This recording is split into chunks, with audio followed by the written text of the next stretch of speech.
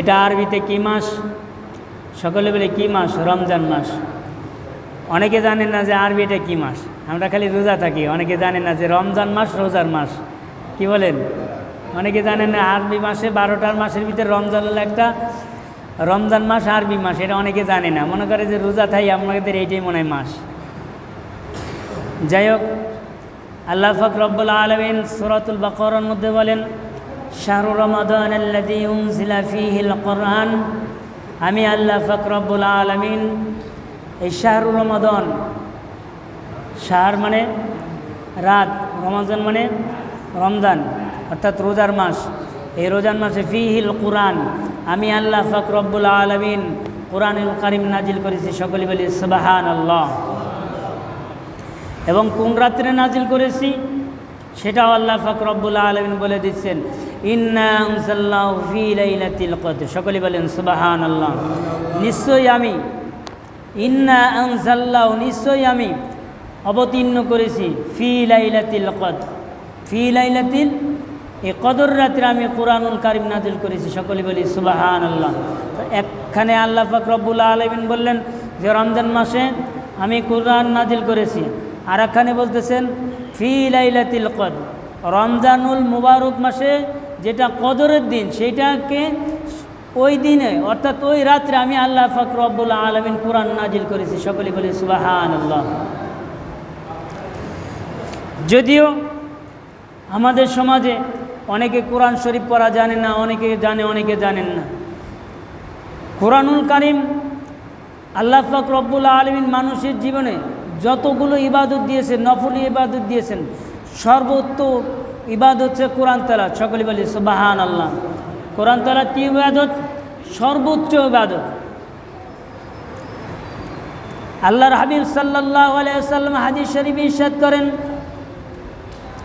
ইকরা ওয়ারতাকি ওয়ারাতিল কামা কুনতা তুরাতিলু ফিদ দুনিয়া ফাইন্না মানজিলাকা ইনদা আখিরি আয়াতিন তাকরাউহা। কাল কিয়ামতের ময়দানে আল্লাহ পাক রব্বুল আলামিন কোরআন পড়নেওয়ালাকে বলবেন, অর্থাৎ যে ব্যক্তি কোরআন দুনিয়াতে মুখস্থ করেছেন বা যে ব্যক্তি কোরআন পড়েছে তাকে আল্লাহ পাক রব্বুল আলামিন বলবেন, ইকরা, তুমি পড়তে থাকো। ইকরা কি করো? তোমরা পড়তে থাকো। এইসব পোলা বাঞ্চার ডিস্টার্ব করে।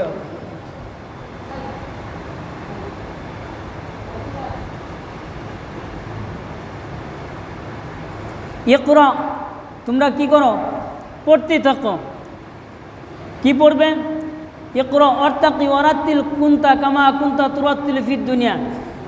আমি আল্লাহ পাক রব্বুল আলামিন যে কোরআন নাজিল করেছিলাম, যেইভাবে দুনিয়াতে তুমি তার তিলের সাথে তিলাওয়াত করেছিলে, সেইভাবে আজকে আমার সামনে তুমি তিলাওয়াত করো। সকলে বলেন সুবহানাল্লাহ। যেই ব্যক্তির একটা সূরা মুখস্থ আছে, 5টা সূরা মুখস্থ আছে, সেই অনুযায়ী আল্লাহ পাক রব্বুল আলামিনের সামনে আপনি যদি একটা সূরা মুখস্থ করতে থাকেন, যা মুখস্থ যদি হয়ে থাকে, আল্লাহ পাক রব্বুল আলামিনের সামনে দাঁড়িয়ে আপনি তখন তেলাওয়াত করা শুরু করে দিবেন। যেমন সূরা ফাতিহা মুখস্থ আছে আপনার, সূরা ফাতিহা কি করবেন?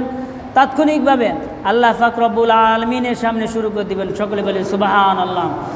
আপনার সূরা ফাতিহার ভিতরে যতটি আয়াত আছে, এই আয়াতগুলো যখন শেষ হয়ে যাবে, অর্থাৎ পড়া যখন শেষ হবে, আপনার এই মঞ্জিলে মকসুদ ততক্ষণ পর্যন্ত উঠতেই থাকবেন। সকলে বলেন সুবহানাল্লাহ।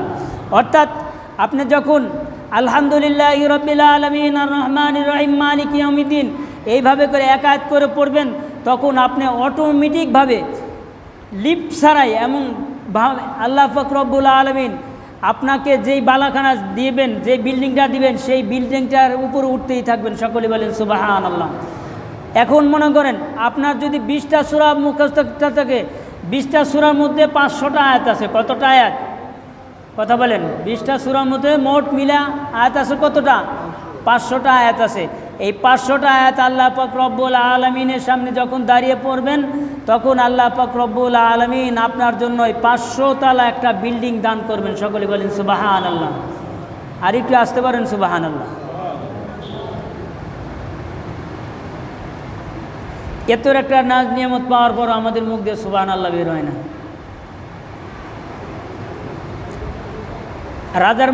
রাজার বাড়ি মাঠে বল খেলতে গিয়েছেন। কি খেলতে? বল খেলতে গিয়েছেন প্লেয়াররা।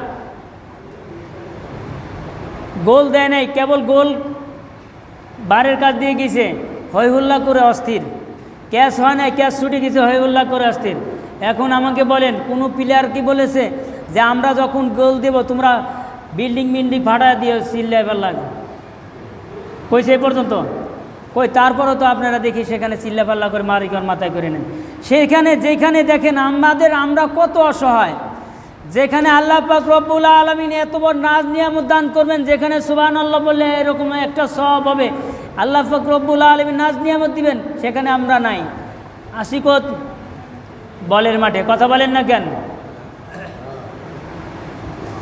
মুখ দিয়ে টেনেও বিসমিল্লাহির রহমানির রহিম, বিসমিল্লাহির রহমানির রহিম ফজিলতের মানে বের করা যায় না। কি বলেন? আমরা এত অলস। তা যাই হোক, আল্লাহ পাক রব্বুল আলামিন বলেন, যখন ওই ব্যক্তিটার কোরআন তেলাওয়াত হয়ে যাবে, যদি আপনি যদি কোরআনুল কারীমের হাফেজ হয়ে থাকেন, কোরআনের মধ্যে যতগুলো আয়াত আছে ততটাই আপনার বিল্ডিং, অর্থাৎ ততটা তালা আপনাকে আল্লাহ পাক রব্বুল আলামিন দান করবেন। সকলে বলেন সুবহানাল্লাহ। এই বিল্ডিংটা কি দুনিয়ার বিল্ডিংয়ের মতো, দুনিয়ার অট্টালিকার মতো? আল্লাহর হাবিব সাল্লাল্লাহু আলাইহি ওয়াসাল্লাম হাদিস শরীফে ইরশাদ করেন, দুনিয়ার তামাম পৃথিবীর কয়েক কোটি বার যদি বিক্রি করা হয়, আল্লাহ পাক রব্বুল আলামিনের জান্নাতের একটা জানালার সিকির মূল্য দেওয়া যাবে না। সকলে বলেন সুবহানাল্লাহ। আরে মিয়া, জান্নাতের জানালা কি? জান্নাতের জানালা, এই যে আমাদের মসজিদের জানালার যে রডটা দেখা যাচ্ছে, এই জান্নাতের জানালার রড অর্থাৎ জানলা বিক্রি করলে যেই দাম হবে, তামাম পৃথিবী কয়েক কোটি বার বিক্রি করলে ওই জান্নাতের জানালার সমান হবে না। এত দামি একটা জান্নাত আপনাকে আল্লাহ পাক রব্বুল আলামিন দান করবেন।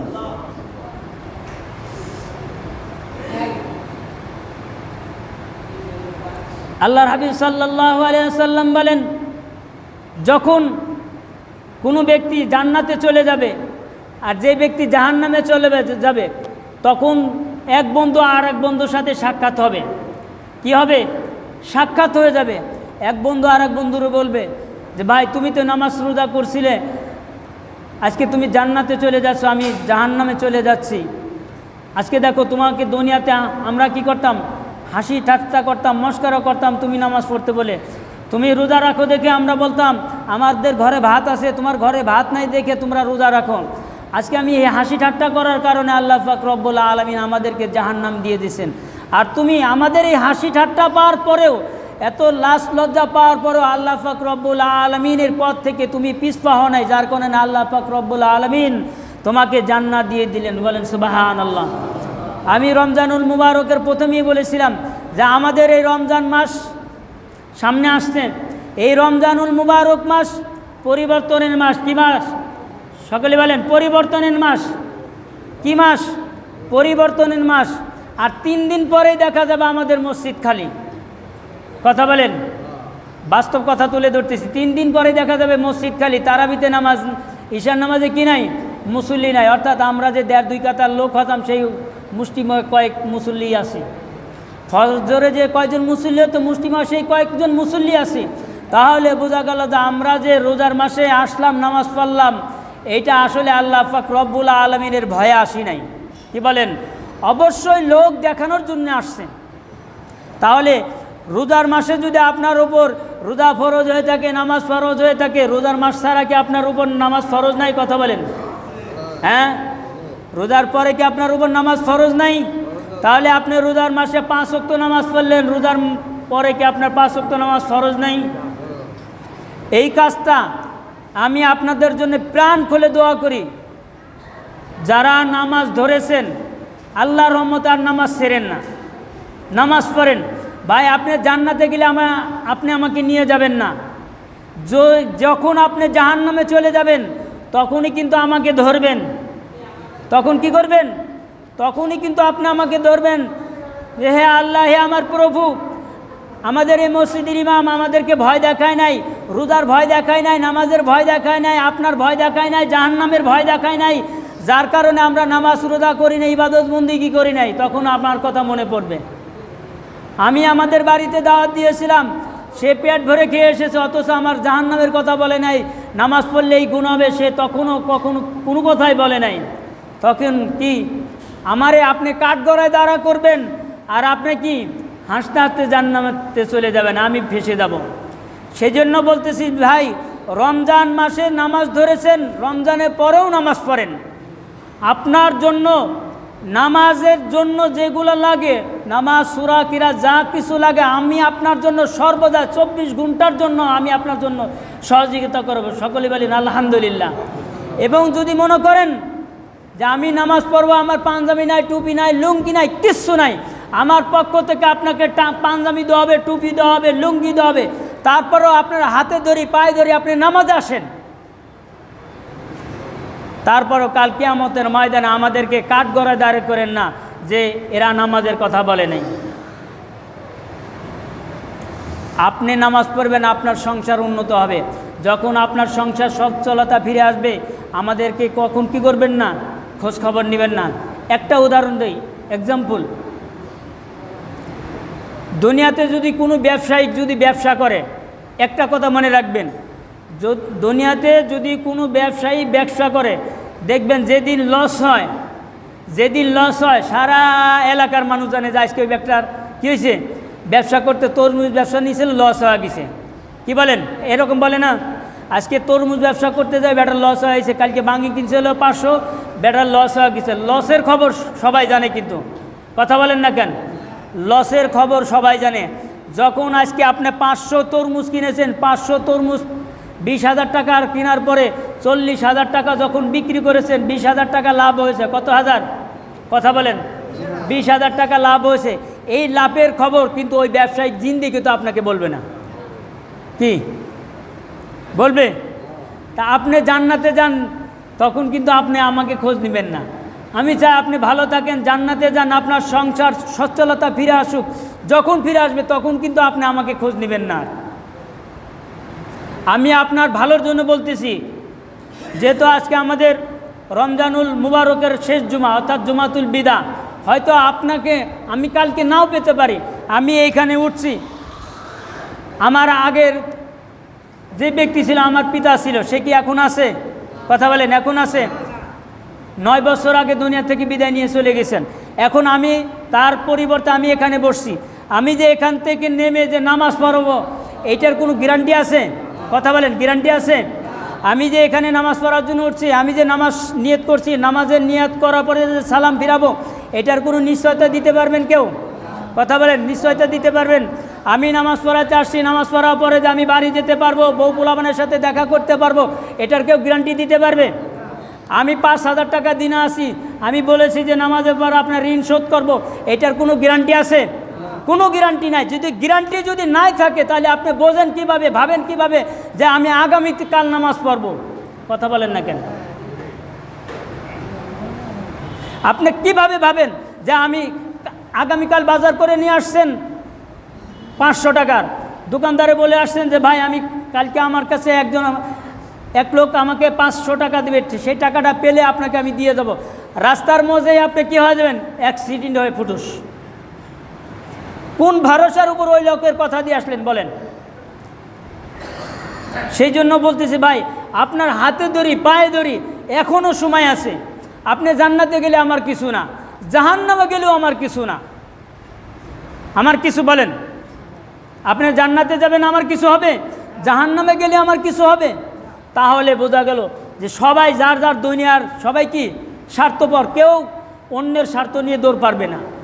আমি আপনাকে জাহান্নাম থেকে বাঁচানোর জন্য চেষ্টা করতেছি। আর একটা এক্সাম্পল দিই, আমাদের পদ্মা নদীতে নৌকা চলতেছে, 5তলা স্টিমার বা 2তলা একটা স্টিমারে যাওয়ার সময় এক লোক নিচতলা থেকে উপরতলা পানি আসে, ফ্রেশ পানি আসে। এই পানিটা আনার জন্য প্রত্যেক সময় যদি উপরে দল বেঁধে যদি এই লোকগুলো পানি আনার জন্য উপর ওঠে, তা উপরের লোক বিরক্ত মনে করবে না? কথা বলেন, বিরক্ত মনে করবে না? এই মিয়া, তোমাদের নিচেই তো পানি আছে, সেখান থেকে তো পানি সংগ্রহ করতে পারো, উপরে কেন আসো পানি নেওয়ার জন্য? এখন এই লোক বা আমি মনে মনে যদি ভাবি যা উপরে যাবই না, এত বড় একটা কথা বললো, নিচের থেকে কি করলাম, লঞ্চের তলা ফুটা করে দিলাম। ফুটা করে দেওয়ার পরে যখন পানি উঠতেছে, পানি ওঠার পরে কি লঞ্চ কি জীবিত থাকবে না মারা যাবে? কথা বলেন, কথা বলেন। আমি একাই জীবিত থাকবো না মারা যাব? হ্যাঁ, খালি আমি একাই কি মারা যাব?